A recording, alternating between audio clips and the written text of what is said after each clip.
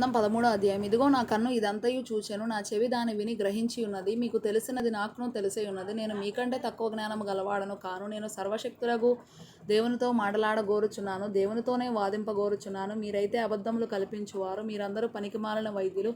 మీరు కేవలము మౌనముగా నుండుట మేలు, అది మీకు జ్ఞానమని ఎంచబడును. దయచేసి నా వాదము వినుడి, నేను ఆడు వ్యాజ్యమును ఆలకించుడి. దేవుని పక్షముగా మీరు అన్యాయ వాదన చేయుదురా?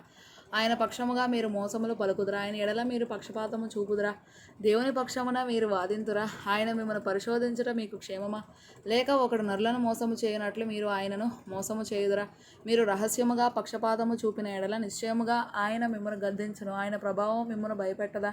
ఆయన భయము మీ మీదికి రాదా? మీ హెచ్చరిక మాటలు బూడిద సామెతలు, మీ వాదములు మంటి వాదములు. నేను మాటలాడేదను, నా జోలికి రాక మౌనులై ఉండుడి. నా మీదికి వచ్చునది ఏదో అది వచ్చునుగాక. నేనెందుకు నా ప్రాణమును ఎరగా చేసుకొనను గాని ప్రాణమునకు తెగించి మాటలాడేదను. ఇదిగో ఆయన నన్ను చంపినను నేను ఆయన కొరకు కనిపెట్టుచున్నాను. ఆయన సన్నిధిని నా ప్రవర్తన న్యాయమని రుజువు పరతును. ఇదియు నాకు రక్షణార్థమైన దగును. భక్తిహీనుడు ఆయన సన్నిధికి తెగింపడు. నా వాంగ్మూలమును శ్రద్ధగా ఆలకించుడి, నా ప్రమాణ వాక్యములు మీ చెవులలో చొరనీయుడి. ఆలోచించుడి, నేను నా వ్యాజ్యమును సరిచేసుకొని ఉన్నాను.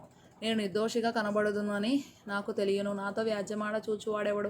ఎవడైనా నుండిన ఎడల నేను నోరు మూసుకొని ప్రాణము విడిచెదను. ఈ 2 పనులు మాత్రము నాకు చేయకుము, అప్పుడు నేను నీకు విముఖుడనై ఉండను.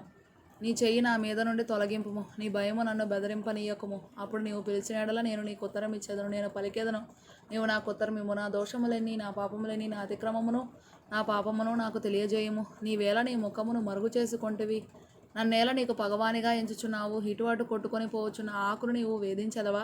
ఎండిపోయిన చెత్తను తరుముదవా? నీవు నాకు కఠినమైన శిక్ష విధించి ఉన్నావు.